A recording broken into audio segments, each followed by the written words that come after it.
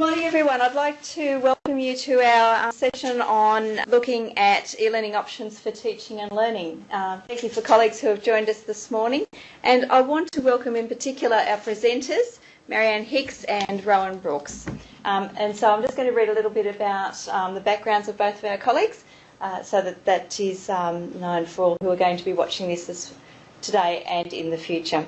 Dr. Marion Hicks is the Academic Transformation Leader at the eEducation Centre at Monash University, where her role is to assist academics in exploring how active learning, educational technology and learning spaces can be combined for the best possible learning outcomes for our students.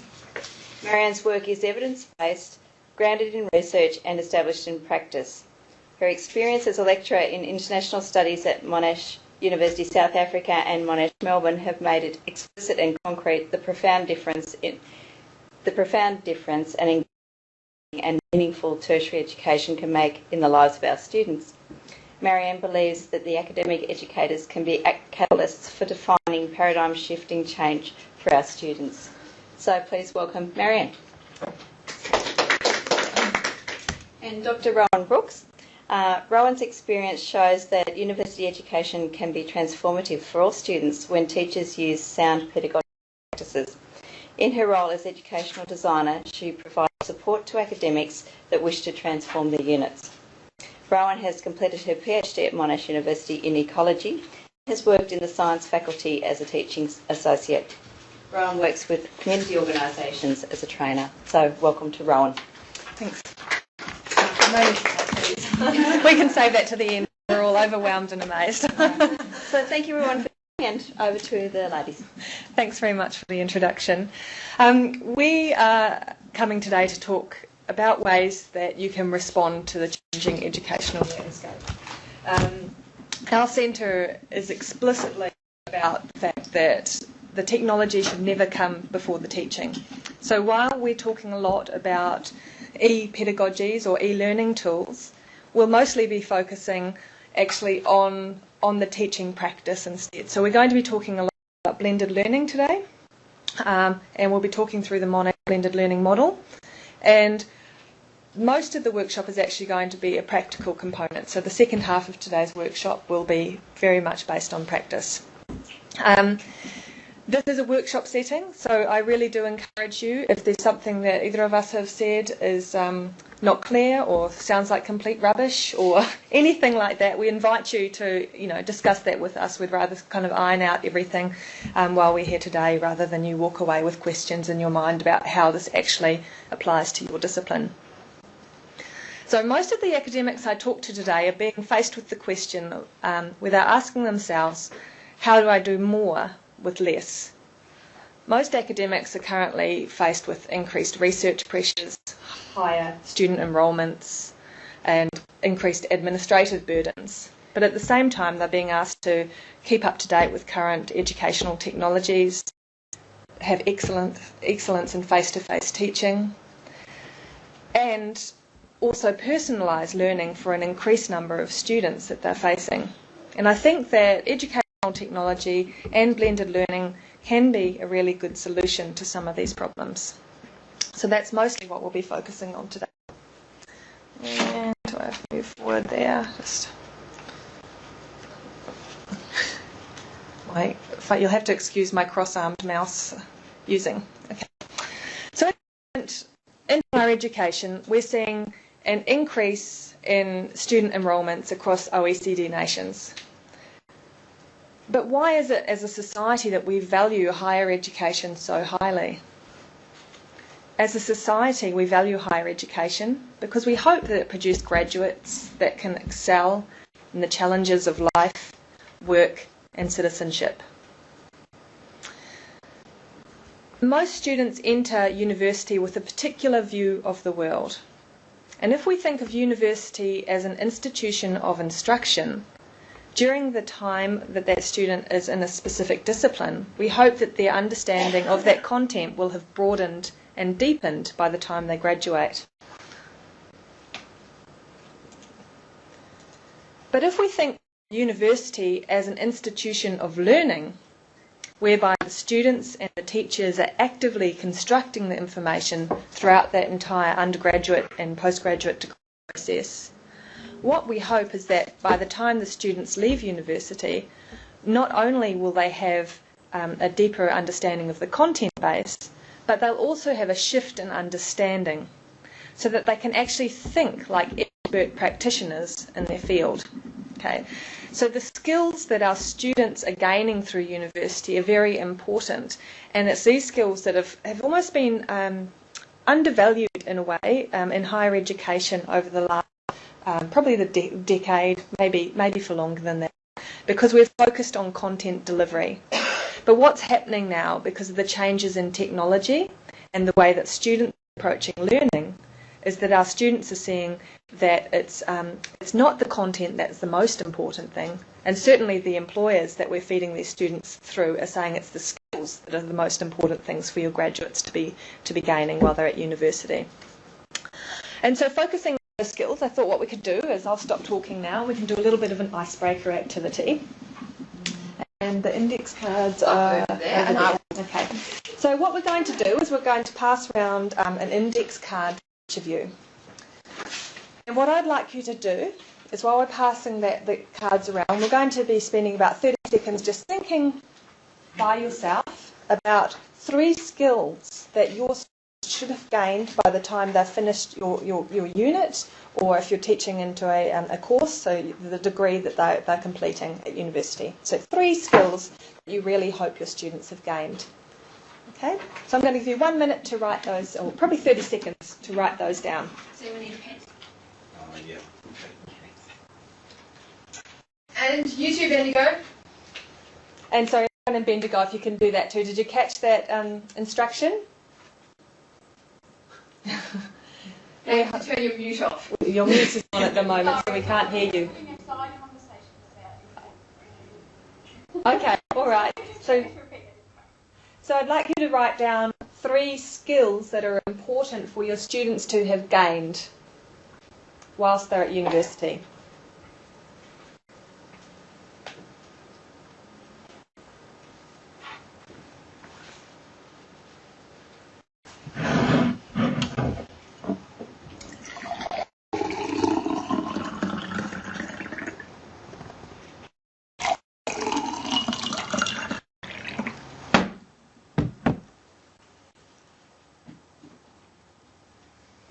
They brought butcher's paper. And we have a whiteboard, so maybe we can write the skills up. Yes, awesome. Although Bendigo won't be able to see that, we can call them out. We can, yeah.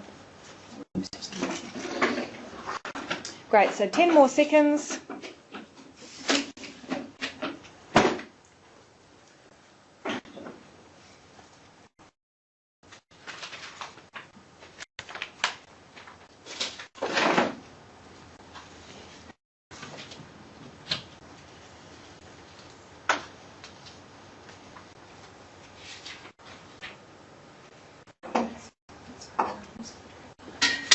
Excellent, I think we might stop there.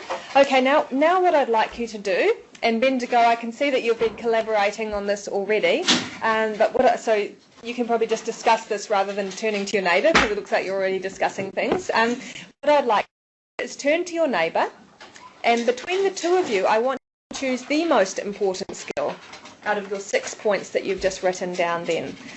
Okay, so I'm going to give you 1 minute to do that.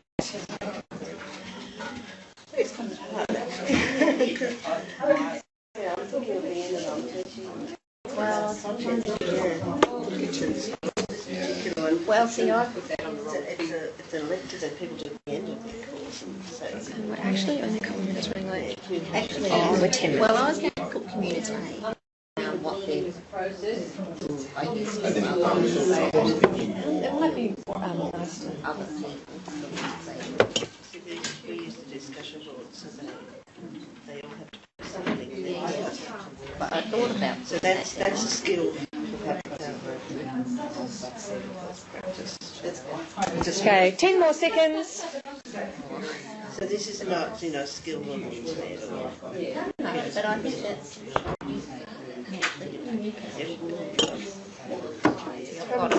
Looks like I might need to give you 30 more seconds. there's no point in taking out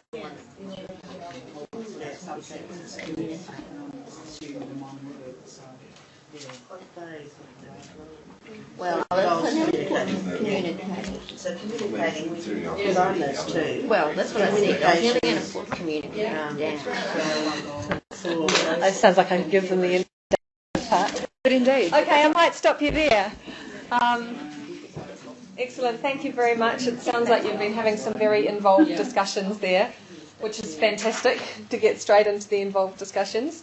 So in order for us to know who you are, what I'd like you to do is, for each team, if you could introduce yourself and your partner, whoever's going to be the spokesperson, and then tell us the skill you decided was the most important. And I might start with you, Ben, to go. So give you a moment to get your mute off. Hi there. Hi, we chose, we got the most important. How about we combine that one? Learning how to learn. Learning how to learn. So that's a great theme. So we can call that meta-learning as well as a good catchword for that, which is understanding how to learn, and that's a really important skill. So what were your names, sorry? I'm Tam and I'm Michelle. Hi there, how are you? Great. And over here. Angela. Eleanor. Hi. I suppose go with that one. Okay. Angela, Eleanor, was it? Eleanor? We've gone with, I suppose, like the skill of being able to do lifelong learning, but the ability to speak self in their approach to learning. I suppose. So Yeah, I suppose so, yeah. And why do you feel that's important? I suppose you never stop learning, and if you're able to be self-directed in terms of your learning, you're able to, again, that lifelong learning approach, you're able to continue to learn. Continue to seek information. Yeah, fantastic. Great, excellent. And over here? I'm Margaret. And Gail. And we chose the theme of communication, although we'd expressed it in different ways. So I've written down communicating with peers, so for learning from peers. Great. And I communicating whatever you've learned or skills that you have, being able to communicate or apply it once you get out To the and start real working. And communication centred on a specific form of communication, or just general? So you're thinking about oral, you're thinking about written communication skills.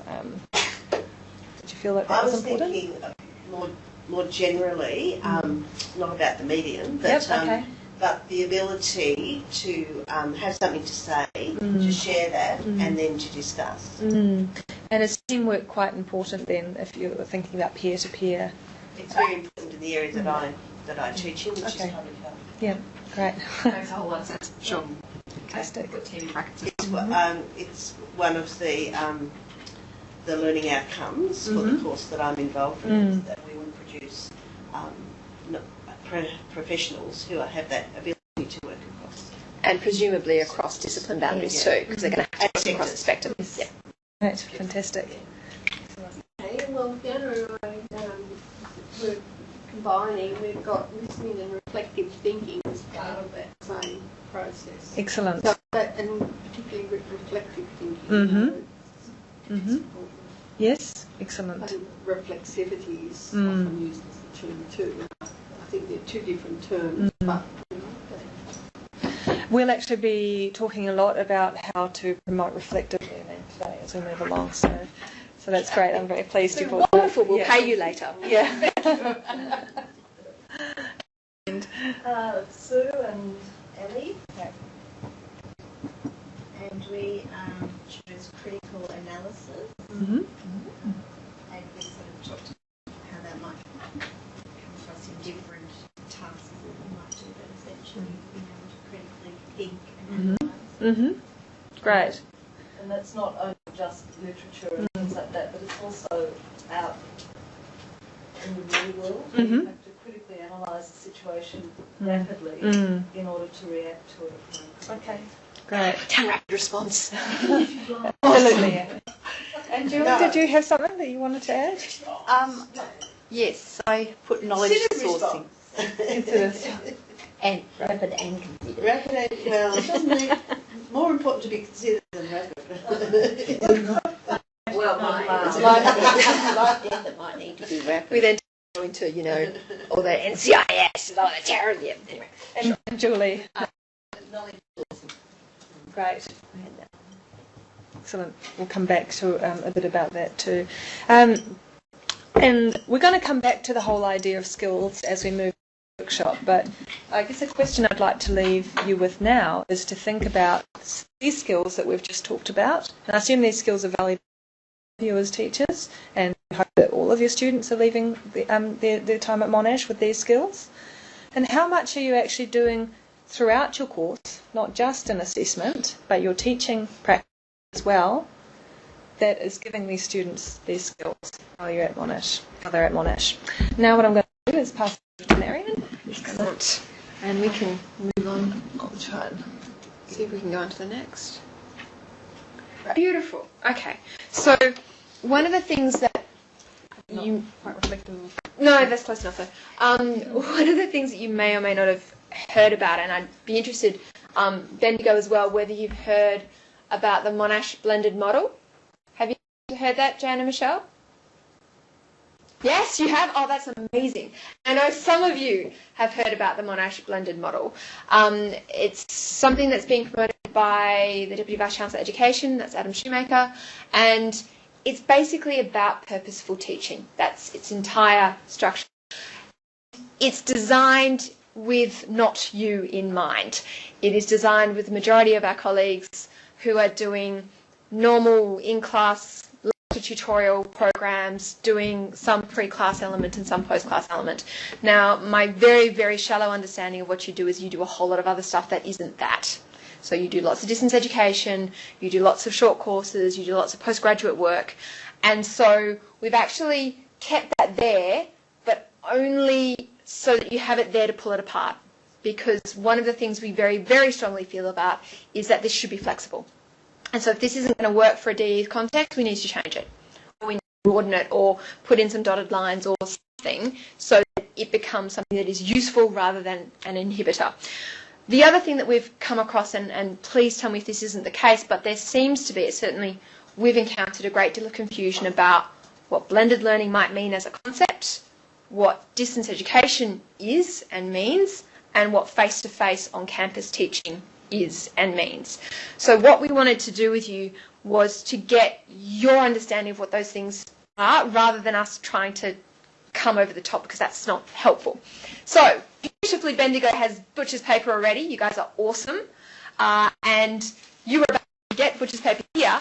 What we'd like you to do is either in your 2s or 3s or even one per half the table, we're going to spend just 5 minutes doing a visual representation of what you think blended learning, distance education, and face-to-face education looks like. How do they intersect?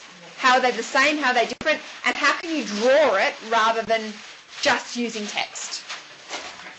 So we're appealing to the visual learners amongst you. Does anyone need a further explanation? Could you say that again? Absolutely. I didn't gather it all. Okay, so what we want is we want a visual representation. You can use words, but not just dot points, of blended learning, distance education, and face-to-face on campus. How do they intersect? How do they engage? Is that clear for Bendigo as well? Yeah, we've got a nod. Excellent. And you guys, all good? Learners, but instructions should probably be written on the board. I haven't written here, that's not helpful. Face to face, I'm not. Like me. So they're your 3 terms. How can we stick them together? And I've done that very textually.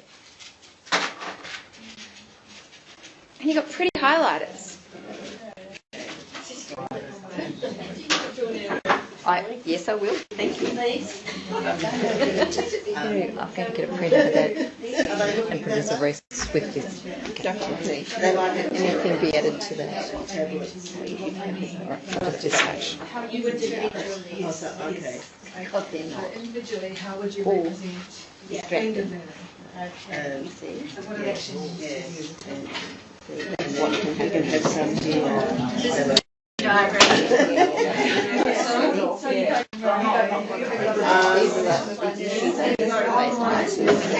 this is sort of lots of stuff coming out here.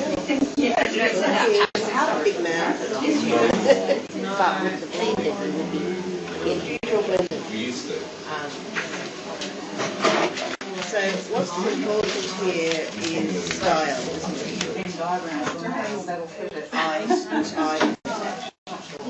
The other thing is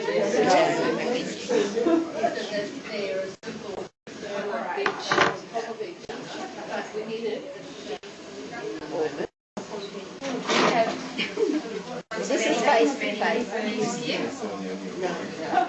This is where they're looking. what do you think? Some are looking over there, and some are only looking at each other. Okay, we can also term that in terms of. I've had 400 people like that looking at each other. It's just the lecture style face to face. Exercise, you're not attending.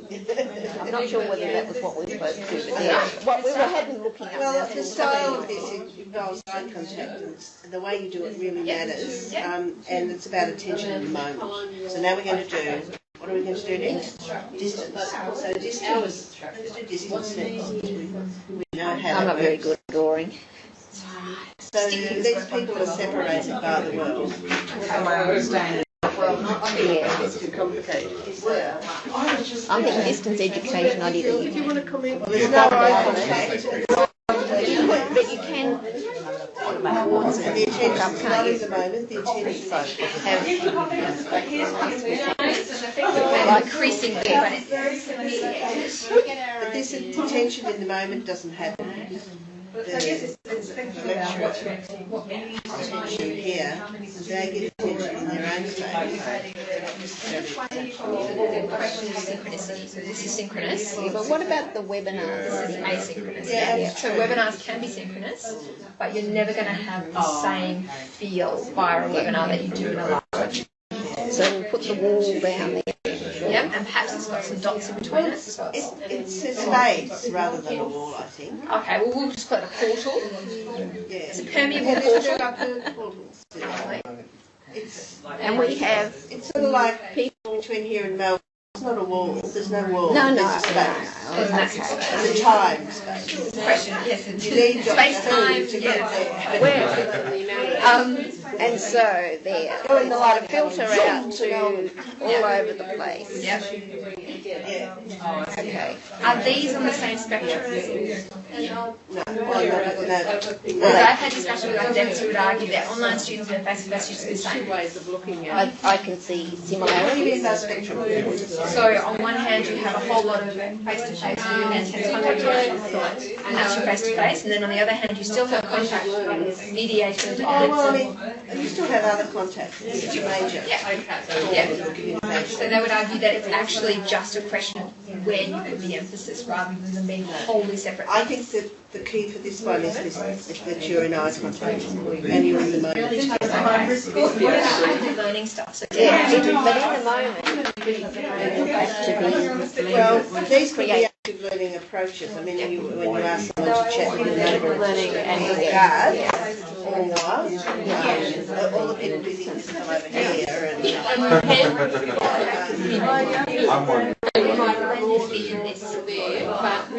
Well, I'm still there with your age.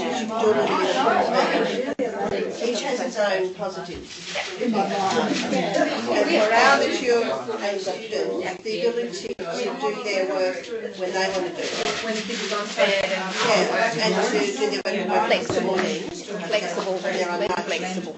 Okay.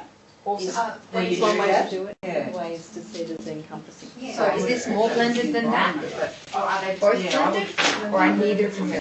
Well, my understanding of this blend is it's about separating the activities across time. More an approach. Yes, absolutely. So there's still, that stuff applies to the situation. Online people as well? It does. Yeah, so they have to do some reading right stuff. Different institutions. Because I teach them to put all into And try to force them to spread it out by making them talk. against the amount of, interaction as depending on you. So pre-class, in-class, post-class. How you make it work? What assessment is optimal? Make it work so that. So that's going to be a formal assessment. No, well, I would say no. because in the unit that I teach, we ask people to read the reflective bit comes back. We want them to reflect and then come back and say, we want them to plan how they're going to this is true practice. We want them to tell us about that. And we find that down the track. Well, that data should be myself, so that would apply to online teaching as well. Well, it does the way I do it. Yeah. And also it often applies to Define what face-to-face teaching means. Like, what are the elements of face-to-face? So post-class is not just about assessment. No. For me, post-class is... You're hoping that once they step away from here, that they're actually thinking about it. And I might sometimes get an email 6 months later saying, I just want to do this, and I remember this, and you know, I was really, and I went back and I checked. I found a new way of seeing that stuff we discussed months ago. And so our aim would be, how do we get more of your students to that place? And that's kind of why we... And that's more than assessment. Yes, absolutely. So one of the ways to begin to think about post-class sorry, and these cycle through, so feedback through the post-class. Yeah, you can. Part of the course, you can do that and then we say, distance is not face to face because we do. there never used to be that technology. Okay, so you've got 1 minute, so please finish up. Well, we're they're both blended. Blended learning can be pretty dry.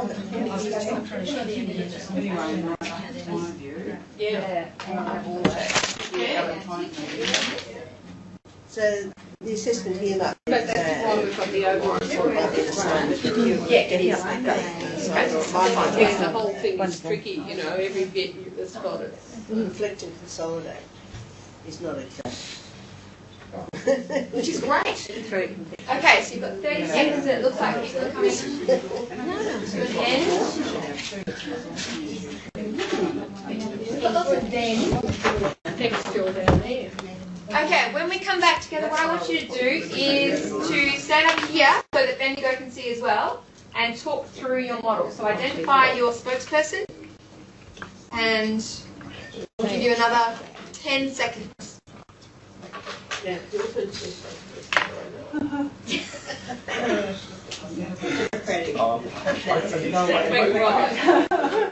Maybe even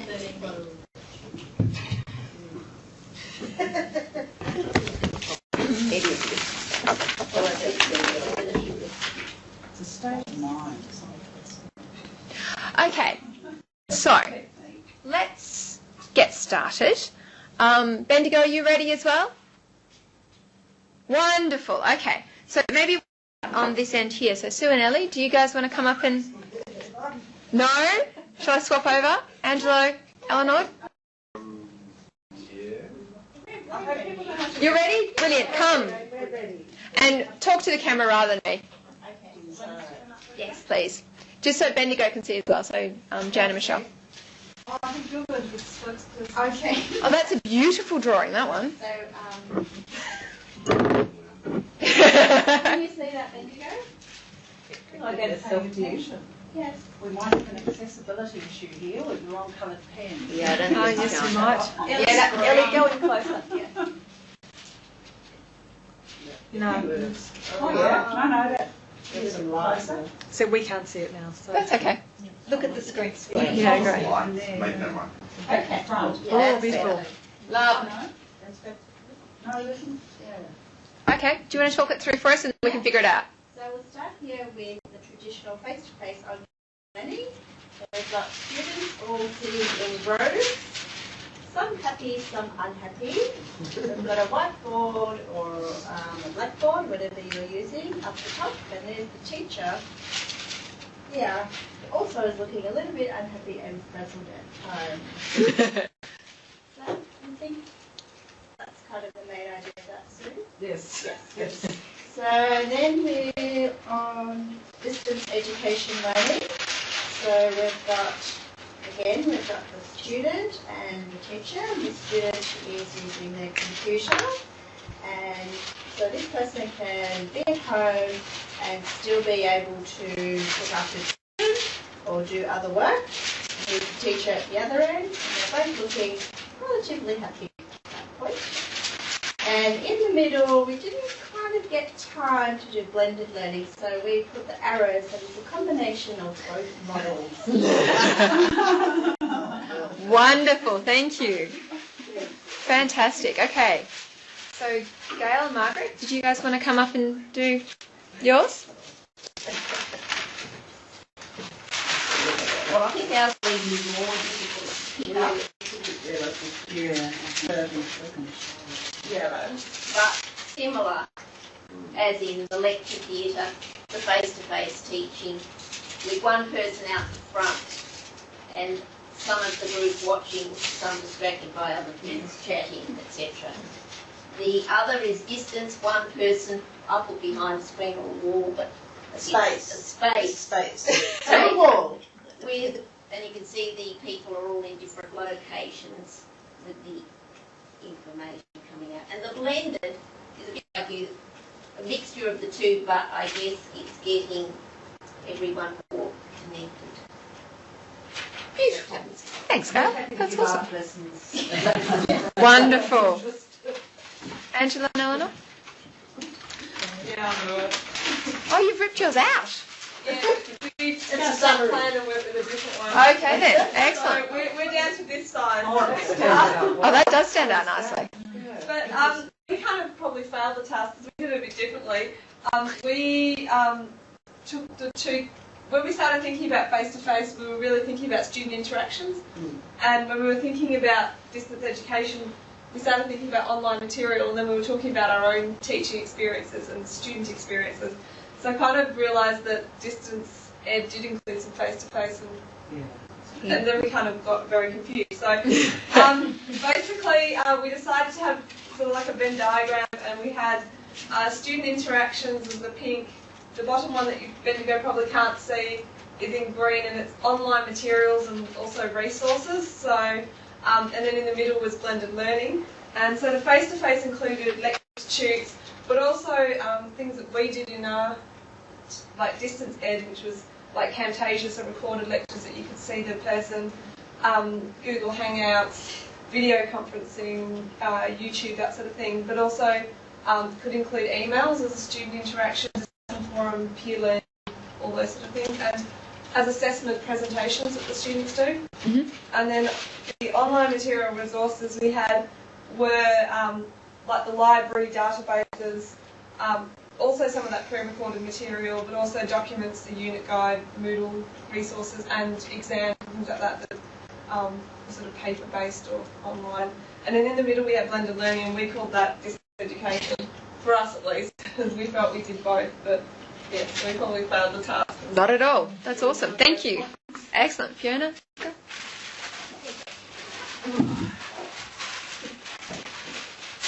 And then we'll go to you, Bendigo, so get ready.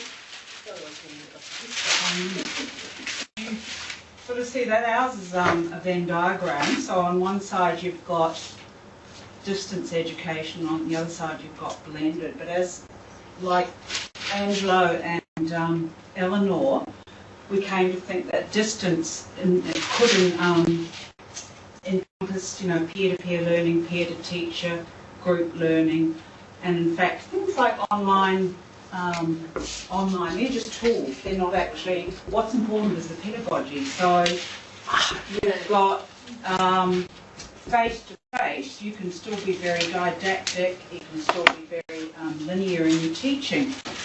But blended learning, I think, what we're trying to get at, in fact, encompasses good pedagogy, a variety of techniques. So you've got face-to-face didactic teaching, or you've got group work where you're encouraging, explaining, interaction, all those sort of high-level cognitive skills that you're using, or if you just want to do an information dump, then it's didactic. Wonderful. So blended learning, I think it's just a term, and to me the tools, or the electronic tools, I don't know if Ansgar agrees with me here, they're just the tools. They're not actually anything to do with the teaching. All these ideas are still around. Yeah, they're just a new way of... the bottom of the sheet was the word contextual. Yeah, contextual. Oh, yeah, we love that. Between, in an electronic age, but the actual ideas are not new. Not at all. And the pedagogy is not new either. What's new is the way we're doing it. And I think that's what blended learning is about, is thinking about the pedagogies and how we can use the tools to make them honest. Yeah. Excellent. Thank you, Fiona. That's fantastic. And we would thoroughly agree, by the by. Technology is just a tool, and what matters is the purpose it's put to, not actually the tool itself. Okay, Jan and Michelle, can you guys turn your mics on and give us a demo? Yeah, it's actually Pam, not Jan. That's okay. Oh, sorry. No worries. Now, we're actually following on from Alistair and whoever else was with her. Oh, we started off with one of these Venn diagram things. Beautiful. Then we decided to go for a more salami approach. Oh, that's beautiful. Oh, wow. So we have, blended learning being a term, just a term that encompasses everything. And you can see that it's actually got a permeable membrane because it leads anything in between that. Osmosis. Because while we changed the term blended learning to Lego learning, because Yeah. it's building blocks that you can attach or not, as the case may be. So, and we're really proud of this. Well, you should be. That's wonderful. Thank you. And an excellent insight. Thank you so much. That's fantastic. And yeah, sorry, Pam. I can't actually see you clearly very well from here, but now I can, and I see you. That's wonderful to see you. Yeah, it is freezing. Thanks, Pam. Thanks, Michelle. Awesome. Thank you so much for that. So, again, useful to map out where you're at first, so that when we start talking through what this looks like in the context of the wider university, we can hopefully make it make more sense. So let's see if we can actually go forward. Just while Marion's driving it forward, girls and Bendigo, I'll get you to scan that for me, your diagram, and I'll keep them as a resource. Beautiful. Wonderful. Fabulous. We would love to also have a copy of that, so I'm sure Julie will pass that on to us. All right, so we're going to talk about a little bit about what the university sees as blended learning, and you'll wonderfully and happily know there's a lot of alignment between what you're suggesting and what the university is coming up with. And blended learning, as the university understands it, certainly is very much about bringing the best of face-to-face and the best of online together. So there are some things that work best when you have an expert in the room who can respond immediately to misconceptions and feedback and questions and all of the wonderful things that you do in your lecture and tutorial and seminar spaces. And that's really important and really valuable. And equally, there are things that are best done online. Reading textbooks online being not face-to-face rather than simply being electronic.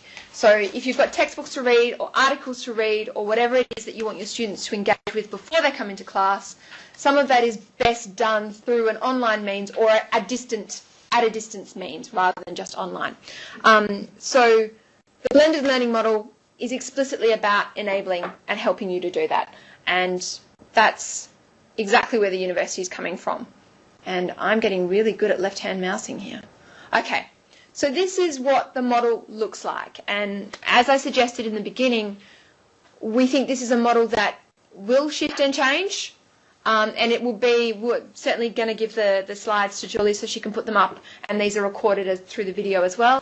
But to go through and explain element by element what we mean by some of this stuff, the first element, of course, is the pre-class environment. And this comes explicitly from the research that demonstrates that when you have your students engage with material before they come into your lecture space or tutorial space, they engage at a higher level. Because they've had a first run at the content, it's not all brand new, and they're not using their cognitive load to process the information that you're passing on to them. So if we can get our students to do stuff before class, we have a better in-class experience. The wonderful thing about this is it's not even remotely radical. This is what we've been trying to do for years. My PhD supervisor was trying to do this in the 1970s. So this is just about making students do the work. We recognise that there's explicitly personal private study time associated with the units that we teach. It's making best use of that. There are some contexts where this isn't going to work. And for example, in the MBBS program, the students are so contact hour heavy, it's unreasonable to ask them to do a great deal of work before class. So this might then switch into something else. It might be that you have the delivery of that process in an in-class experience, but over several weeks. So this stuff should be flexible, movable, and changeable. And the pre-class element is about preparing and discovering. So getting us to prepare for the material and also getting them to discover and explore and get excited and passionate, because the stuff that you're doing is really cool and really exciting and really, really necessary. So getting them to that place is really important. Equally, it's a space for you to prepare and discover. And one of the things that we think is really important is that arrow that goes into the in-class experience. So one of the potential downfalls of having pre-class work is if it doesn't carry into the in-class experience. So if it's not referred to, if it's not central to, if it doesn't constructively align with your in-class experience, students very quickly get annoyed with it and they tend not to do it, which in part, I think anyway, I used to teach history. I'm a historian by training, and I would set chapters for my students to read out of books and articles and things, and they wouldn't read it because I wasn't making it clear enough how that understanding of that material was relevant to what we were explicitly doing in class. And if we are really clear about that with our students, they tend to respond better. Not always, but they tend to. The in-class experience is about how we can have our academic staff who are teaching facilitate students' learnings. So this is explicitly about learning outcomes and how we actively engage with students and how we get them to actively engage with our content. There's a whole stack of research out there. It's pretty well concrete. Didactic lecturing is pretty inefficient. You only remember about 30% of what you're told. If you can get your students actively engaging, they tend to remember and understand much, much more. So upwards towards the 70% mark. We're never going to get 100% recall. Fine, but getting much more of it there. So we were talking before about having those students get to that point where 6 months after your course they come back and they give you a call and they say, that thing that you told me, amazing, totally worked, tried it out today. And it's about getting them to that point much, much sooner in the piece. So first of all, you get that satisfaction because that's really important, and also so your students understand how important what you're doing is. The final is the post-class. A lot of people think about this in terms of formal assessment, and that is one component, but it's not the only component. So the other elements that we think are really important, particularly to bring around that shift in understanding so that they come out thinking like a nurse or like a health professional or like a physiotherapist or like whatever it is that you're teaching, is to get them to reflect, to synthesize the material that you're talking about, to be critical and engaged, so some of the skills that we were talking about, and to be able to communicate that. It's also a process of feedback. So feedback for the students, but also feedback for you. And one of the things that underpins all of this, we call it learning analytics, but what we really mean by that is feedback. So what do we know going into class that our students don't understand? Because that's the areas we kind of want to focus on. What do we know that they do understand so we can just leave that and move on, so we don't go over boring stuff again and again? Equally, the post-class environment is about getting feedback to you so that when you start the cycle again, you know where your students are and you know how to deal with them. And I think that's very important, both for face-to-face and for distance education students. So that's the Monash blended model. Were there any questions about that? Is there anything unclear? Is it completely irrelevant? Does it make sense? I'll give you a second to turn to your neighbour and talk about that. You've got 5 seconds. Go. Yes. I suppose, we tend to focus on the middle bit, don't we? And we sort of go like this and like that.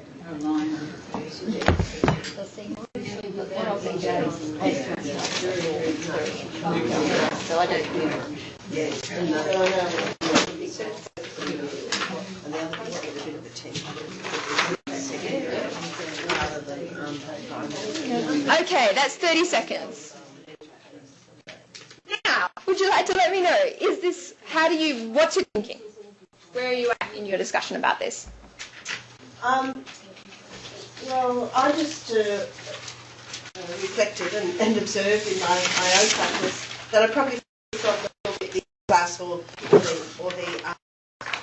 it's not face-to-face but by distance learning, but that sort of content in the middle, and then you think a little bit about the preparation a little bit about, oh, what can we ask after that? Whereas I think they're all really important.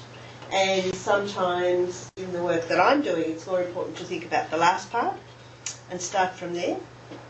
Yep, no, absolutely. And thinking like a professional is a really nice outcome to work. Oh, you're amazing. Thank you so much for that, because that's exactly what we're going to be doing in the next bit. So we're going to be starting from that point of the reason why we asked you to think about skills is because we're going to explicitly work backwards from starting with the skills. What then do we need to assess? What's the best way to show that they have those skills for them to perform them? What is the best means for us to deliver content and activities to help them perform in the assessment to show that they've got the skills? So it's a process called backwards design, but absolutely. Anyone else wanted to comment quickly? And we might switch the screen back to Bendigo so we can see if they stick their hands up as well. The only comment that I had, and I think we just discussed it with Angela, is that model works really well for my face-to-face kind of lecturing, but in a distance education unit I'm involved in, we don't have the pre-class kind of structure. Like, there is a revision element to it, but there's no defined line, like those two kind of merge together almost, and that they kind of get a combination of online face-to-face as the material, and it's not really split up as pre-class, because there isn't a set class as such. Absolutely. So the verbs might be more important than the actual classy bit. Sorry, Ansgar. And part of that unit that you're teaching, is a lot of it is about being very experiential for the students, because it's taking a level of learning to the next level of doing, isn't it? Yeah. No, absolutely. I would love to say that this is in the unit that I teach in, this is exactly how we do it. However, all our materials are placed onto Moodle, and every bit of information, the study guide for the whole unit, everything is there. They do not do any reading before they come to class. They underutilise Moodle, and so you kind of have difficulties in your face-to-face things, and then you have difficulties with the post-class stuff as well. Absolutely. And there are some ways to incentivise some of that. So you are definitely not alone in the university in that context, not even a little bit. What some people have been doing in order to address that particular issue is putting marks around doing the pre-class work. And that might be do the reading and then sit a 5-question content-based, not knowledge, not understanding, not deep engagement, just content-based knowledge quiz. And the crazy part is, I don't know if this will be the same for your students, it certainly is for a huge number across the university, they'll do it for 0.25% of a mark, which you think rationally is crazy. But the students, certainly the undergraduate students will do it, and I don't know that postgraduates are that different in this context. Worth thinking about in any case. Ben, yeah, sure, go ahead. I was just going to make another suggestion, just because I used to work in learning support, and I noticed when a lot of students are given reading, they used to highlight lots of passages, and I found that if you said to a student, or said to teachers, for example, if you give them a reading, don't just tell them to read from page 10 to 15, but give them a purpose, like it might be to critique the author's argument or to find good ways of doing something, that you actually give a purpose for the reading with quite a concrete outcome like that. It's far more focused, so you're focusing the reading. Yep. And it's like any task you give them, you don't just say discuss, like a lot of people just say discuss, but they don't give any sort of rationale for it. It absolutely. Might be discuss and list 3, like you did at the beginning, 3 good reasons for using this particular technique. So you've always got a purpose for the activity, and that works quite well as pre-class activities as well. No, absolutely. Very useful. Pam, Michelle, did you guys have stuff you wanted to add? Oh, not particularly. We were just thinking about the courses that we've had here that haven't worked for various reasons, and I was just saying that, it's easy sometimes to blame students or teachers for not doing things. It's looking at why, and talking about a relevant reading, just thinking of a course that's come up here that's for an adult learning course, and it's just loaded with reading. It's impossible to get through. And you think, well, we haven't got it right yet.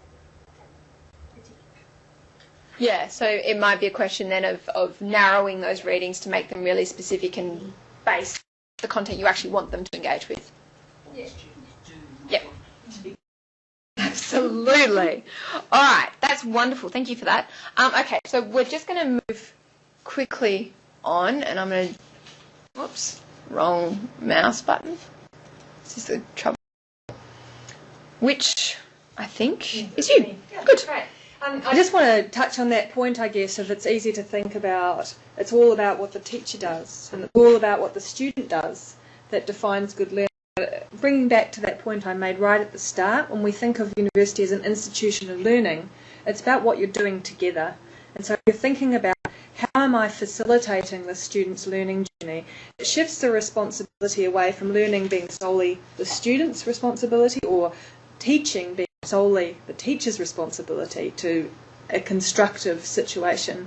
And that's really how we want to think of blended learning, because it's all about the explicit role of a facilitator in both the online and the face-to-face environment. So I'm going to talk a little bit about e-pedagogies. I'm not going to focus specifically on any particular tool. Marion and myself are happy to come and work with individuals if there are specific issues that you want to address with educational technology, but for the broader group it's best just to sort of shy away from that and to know that there are generally tools that may assist you with what you want to do, and you've got Julie who probably has many skills in that area. Absolutely. So at the moment there's a lot of discussion going on about the value of higher education, and I'm sure many of you are aware of the media focused on MOOCs. Has anyone heard of MOOCs before? The massive online open courses? Some nods? Some shakes. Open educational resources. Yes. Oh, yeah. Yeah, so there's also the open educational resources that you can do for free, but the MOOCs are basically, the thing with MOOCs and why they've received so much media at the moment is because they're free university units being run by the major players in higher education, so Stanford, MIT, Duke University, that anyone across the world can sign up to do these units, and it's completely free, and you get sort of access, I guess, to the lecturers that would be giving the same courses at those universities.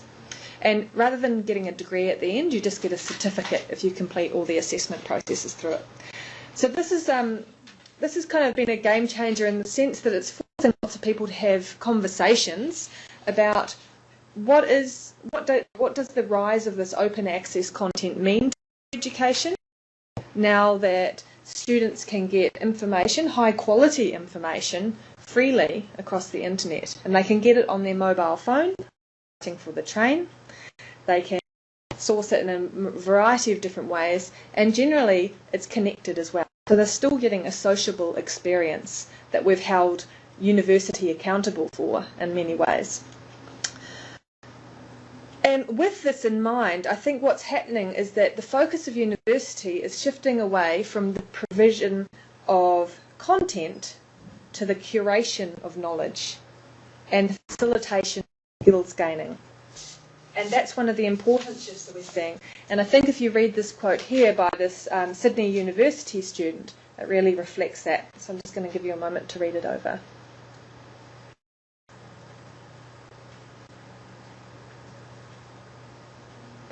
So this really, I'm not sure if you've heard of that common saying, the guide on the side, as a sort of a word for a teacher that's facilitating learning, but I think that really reflects in this quote here.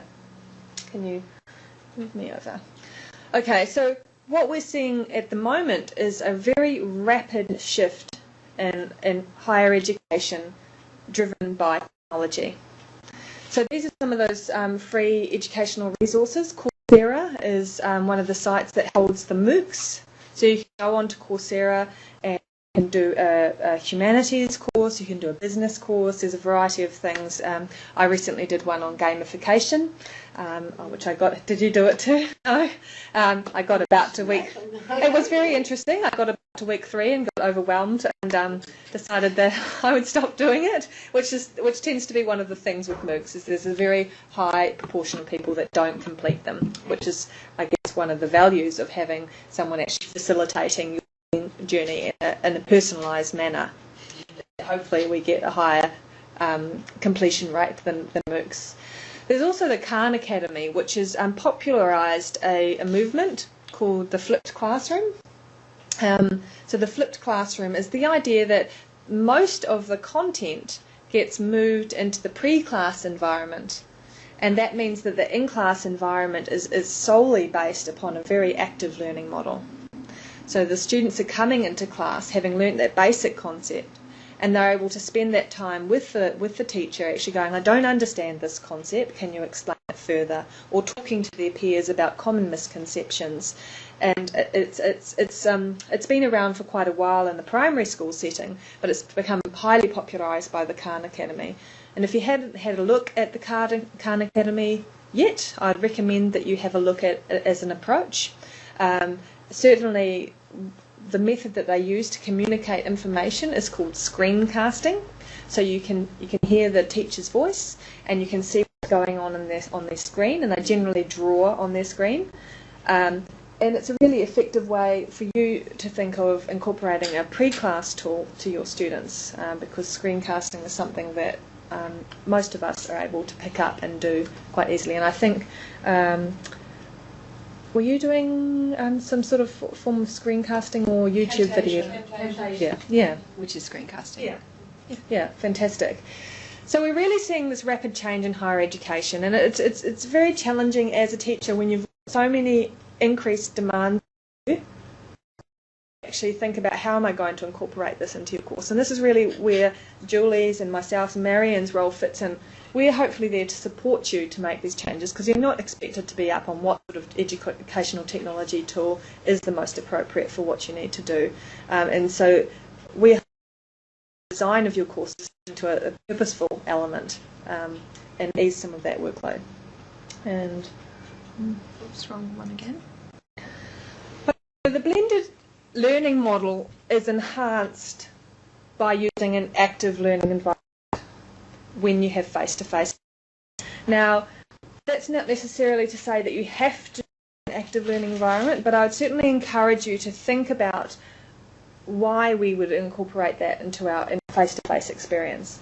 And this is a diagram I've taken from this book by Biggs and Tang called Teaching for Equality University. And it's a book that's available as an e-book through Monash University Library. And it raises some really interesting questions. He certainly focuses a lot on teachers and students learning together and constructing that information together. And, of course, talks about excellence in face-to-face teaching. And what he has in this diagram here is two different students. And so you've got academic Susan at the top. And academic Susan is one of those students that basically teaches herself. She's the one that asks thoughtful questions during the class, can read between the lines in assessment, thinks critically and creatively about the subject, and as a result does really well. She's the student that we all love to love. On the other hand, we've got non-academic Robert, and he's probably the person that's come to university, job at the end of it, which is probably actually now the majority of the students that we're facing. And academic Robert would probably rather look at Facebook during the lectures. He is probably thinking about what he should be doing in the weekend rather than the lecture, and is just potentially even not coming along and not asking questions and not reflecting and consolidating when he's studying. To say, will this be on the Yeah, thank you. Exactly. So I think you've got a very good idea of who non-academic Robert is. And what this diagram here is saying is that when we think about our teaching, have any of you heard of the Bloom's taxonomy? Yeah. So you're moving through sort of the note-taking, memorising stuff through to the conceptual understanding, so the higher order thinking activities. And it's saying that really, when you're thinking about your in-class experience, most of us, and this is certainly me as a teacher, focus on those lower order activities. It's all about rote learning and memorisation, rather than actually using those higher order thinking learning activities, which are the ones that are necessary in order to get that shift in understanding of our students, so they're actually leaving university with all these skills here by the end of it. So what he suggests is that by using active learning in your lectures, in your face-to-face environment, and certainly, I'd argue, to some degree, in your online environment, is that you should scaffold non-academic Robert up to the level where academic Susan is. Yes? There's you probably know it. It's on YouTube. Teaching, and understanding. No, I don't know that one. Can you send that one through? Say it again. It's by Biggs. It's a video, teaching and understanding. Gail's used it. I've used it when I used to teach on the GCHE. So it goes through that book, and there's Susan there, there's a picture over there, and Robert's also there. Shows them. Oh, yes. That Biggs is actually in the video. It's Fantastic. One. Yeah, I think I might have stumbled across that one, yes. And there should be copies at the Caulfield campus somewhere. Wonderful. But if you can't get it, it's available on YouTube in 3 parts, 1, 2, 3, and it's exactly what you're saying. Perfect. They show that diagram. They show Robert. And Susan.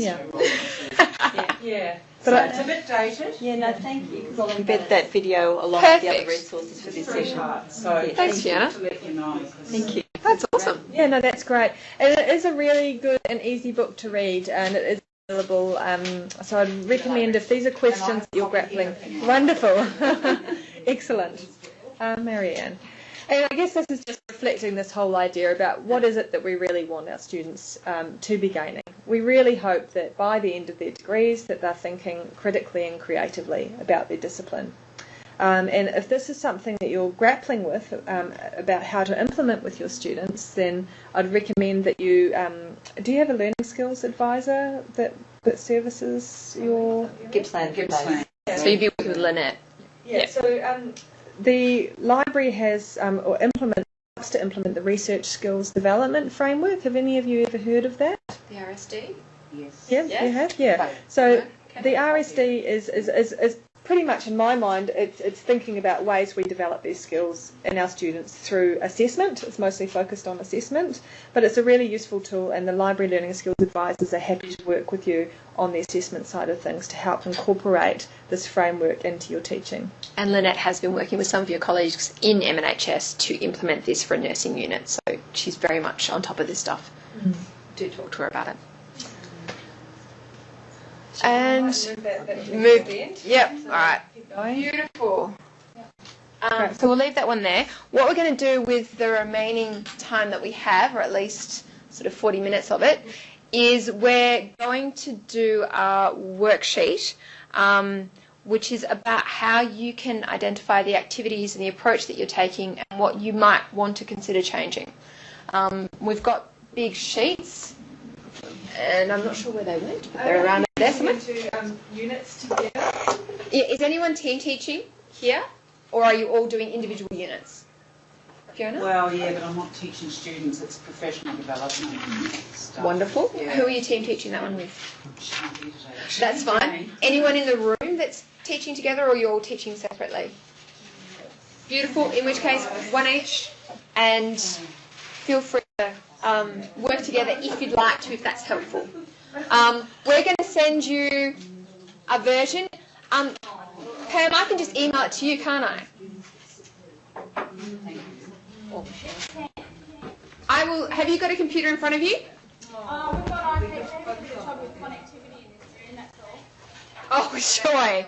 How much fun. I'm going to put it up on the screen as well, but I'll email it to you as well so that you guys can work on it.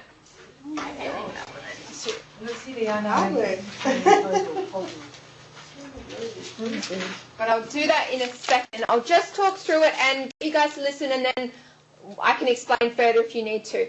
So what it is, it's a worksheet that outlines how you might go about shifting and changing your unit. Oh, sorry. Is there another one, Rowan? The big one at the back is much bigger because you can't write as small as I can type. It's got some instructions on the front, and it's basically working through the stuff that you were talking about, Margaret. They're starting from what are the skills, what are the outcomes we want our students to have. In that case, what assessment tasks are most appropriate, and some of this stuff you're not going to be able to change. So some of it you may not be chief examiner for. You might have had, it's a 9-month turnaround as a minimum for major changes to your handbook assessment outline. But there might be some minor things you can change, or you might be in a really lovely position where you're not teaching till second semester, and this process might be implemented. So we understand all of that. This might be thinking much further down the line than February, and that's okay. So examining the assessment tasks and seeing if they fit the skills that you want your students to walk out with, and then identifying the concepts that will allow your students the assessment tasks to demonstrate the capacity and their skills that they've gained and the knowledge that they've gained, and then finally the activities and tools that you want to utilise. So the focus is very much starting with what's most important, how do we get them there, and then what concepts and tools and activities do you want to engage with. There's an example on the second page, which I am very guilty for. I am a media historian, and I taught, my favourite unit that I ever taught was understanding media literacy, which I think is something that's really important for everyone, but was particularly important for our students. So the examples there are 2 pieces of their assessment. I wanted them to be able to demonstrate their critical media literacy, so understanding news media and recognising that what the Herald Sun tells as the front page and what the Australian tells as the front page, despite their similarities, are actually quite different. They have different audiences in mind, they have different biases, and they have a different purpose. And when you contrast that with the Age, very different again. And so the way that you read the Herald Sun is different to the way that you read the Age. So that kind of thing was what I wanted them to be able to demonstrate.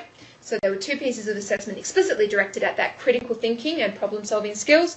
The first one was a source criticism, where they had to do a comparison between different newspaper front pages, and then they did a 1,000-word report looking at a particular incident and how it was covered in the media. And you'll see then that the concepts are outlined, so that I'm scaffolding them through their learning about how to engage with that, followed by the activities I wanted them to do before they came to class, the activities in class, and the activities post-class. And then the tools that I would need to do all of those elements. So it looks a bit complicated. It's not really once you get started. And the big page is so that you've got space to write. So, any questions? Does that all make sense? And any questions from Bendigo, Pam, Michelle? No? All right, I'm going to send you stuff, so you're good. I guess I'd like just to talk through it a little more. Think of the individual slices as well, rather than trying to attack this whole document at once. And this is certainly something that you can do. This is actually Marion's dream way she would run this unit. Yes. It's not the way she ran it before she was aware of this. So, and some of the technology didn't exist. Yeah, so do think of it as in terms of this is what I would really like to accomplish in my unit. And we can talk about small steps about ways to actually start accomplishing that. And Julie, it would be helpful for Julie, I'm sure, as a signpost to see what you want to be doing as you move forward as well. So the other element about this is Rowan's quite right. I didn't implement all of this in the one unit, and if I had the glorious opportunity to teach it again, I would get one step towards it. When we're talking about our teaching, it's useful potentially to think about it in the same way we think about our research. So you have a 3-year research plan for the kinds of goals that you want to achieve in terms of your research. You can apply the same thing to your teaching. So there might be things that in 3 years' time you want to have available and online. You've already started with Camtasia stuff. Do you want interactive PDFs? Do you want to have online face-to-face contact hours? Whatever it might be. But that might not be something you institute next year. It might be something that waits till 2015 or even 2016. So this is to help signpost for you as well. All right, go to it. I'll get this stuff through to Pam as well. And let me actually just... Okay, if I can get everyone to come back, what I would love from you now, and this is particularly for our colleagues who are going to watch this in future time, is get you to reflect back some of the things that this might have helped with or not helped with, or allowed you to think through further or think through differently. So maybe just think of 1 or 2 things that you could actually take away from this particular process. So Pam and Michelle, we're going to start with you.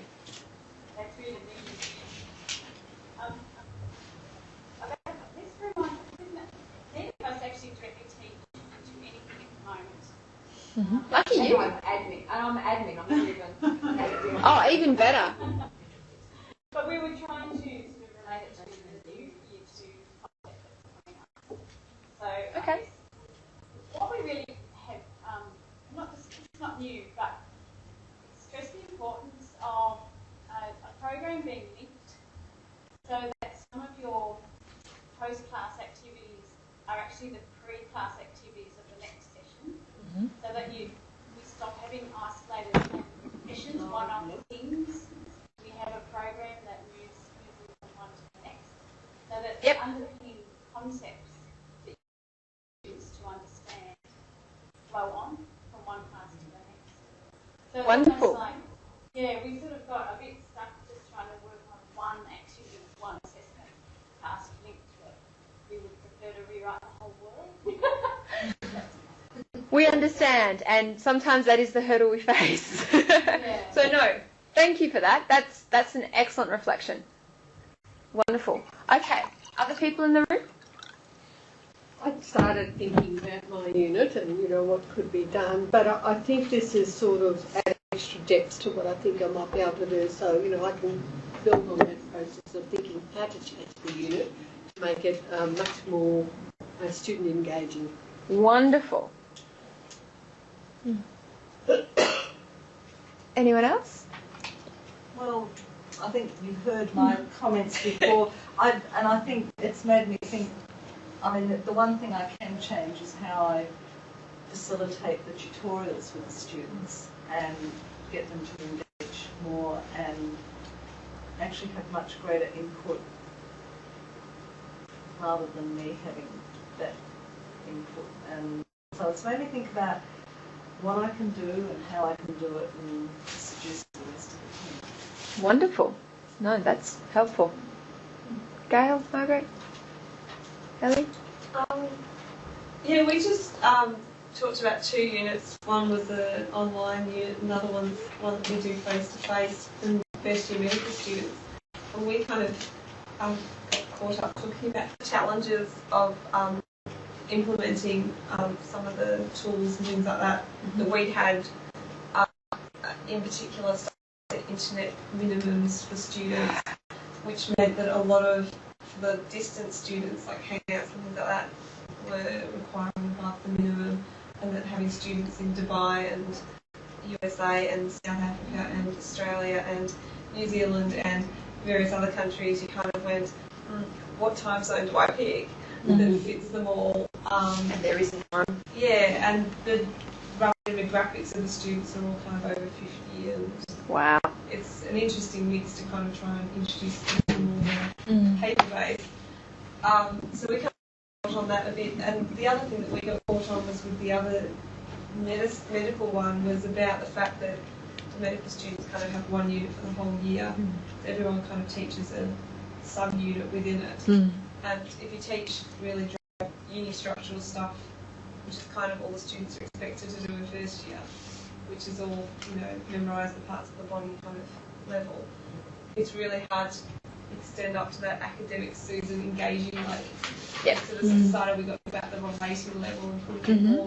And then with tools, it was really hard to implement any more than a shopping list almost, just because you've got 50 minutes to kind of cover 5,000 things. Yep. And for those classes that we had more than an hour and a half of the students who could start to or something like that, but it was really difficult because they don't do pre-reading and they don't do just the content hours are like a nightmare.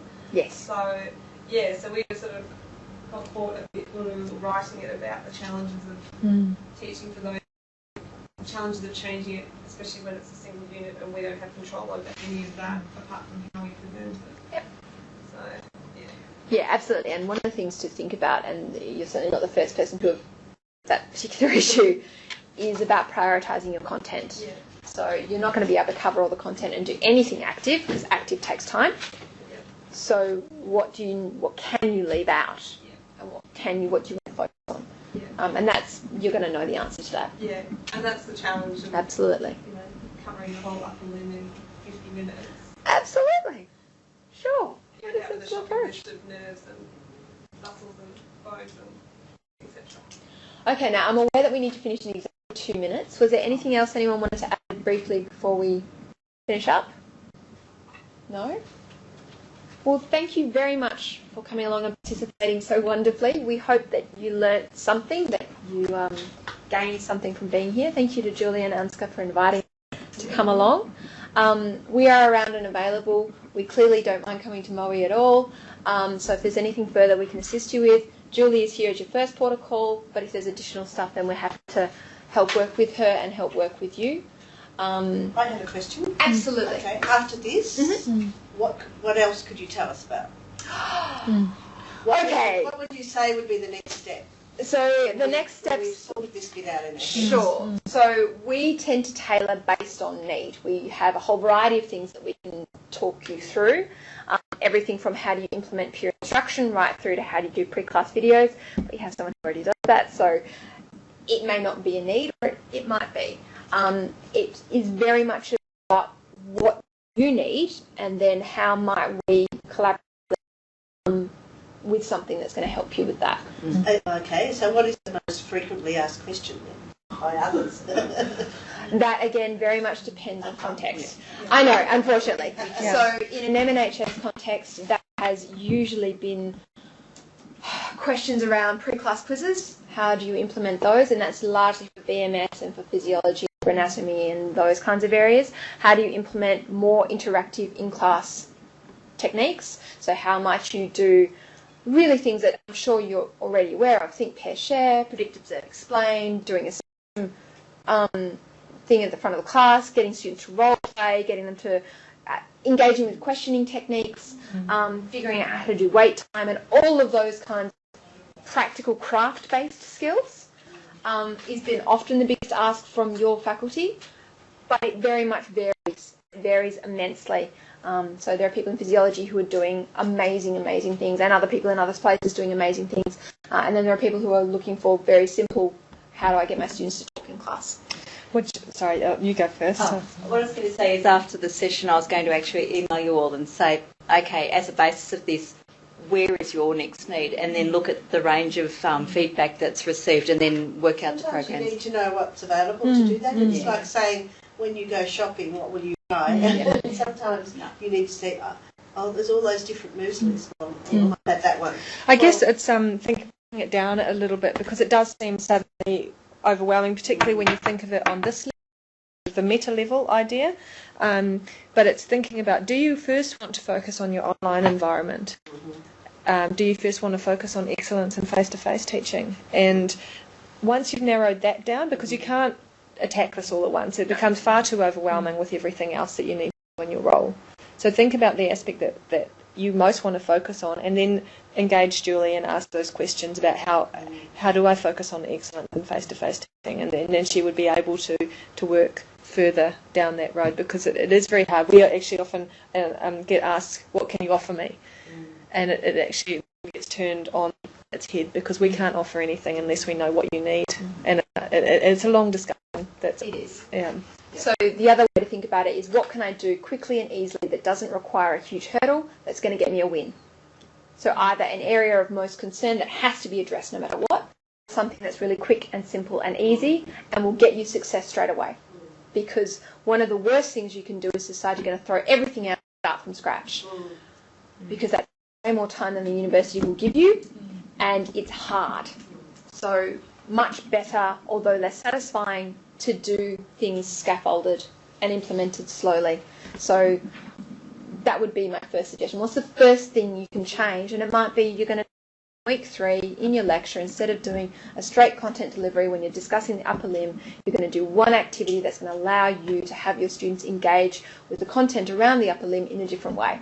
That might be a think, pair, share. It might be a predict, observe, explain. It might be a POGLE activity, which is a problem-oriented group interactive learning activity.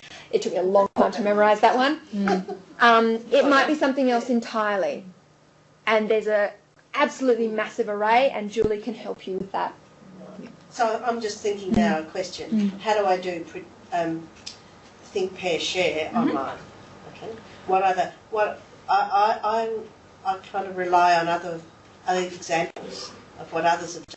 I think, oh yeah, that might fit, or I could adapt that. Yep. So then there are a whole series of questions. Creatively imagining all of that. Is it synchronous or asynchronous? If it's synchronous, then that's very easy to implement. You can use the Moodle forums. If it's asynchronous, that's a more challenging space. You need to have more structures put up, and that would be something that you can talk through. That's something I'd like to know more about. Absolutely. And Julie would be absolutely a first port of call there. And that will also get picked up. I'll feed back to you all the info that comes in from I need feedback. creative examples. Yep. So that I can imagine how it will be for me. So the other ways to do that is to look at the stuff that's already online and available to you. Our website has a whole stack of... You need to know how to find that. It's exactly. So Julie's going to send you that too. To the information, you know. You said on the web, wow. Yeah. The web is massive and overwhelming. Yeah. We have case studies of people in Monash who are doing stuff right now, so they might be to have a look at. They're largely focused on face-to-face. They're not largely focused on DE, but they might give you some ideas, and that would be a good place to start as well. And then Moodle, because my question is how to do something that we know how to do face-to-face online. And that is a really tough one, and it is context-specific. By some other Absolutely. mode. Yeah. But I think there is a mix of needs. Yes.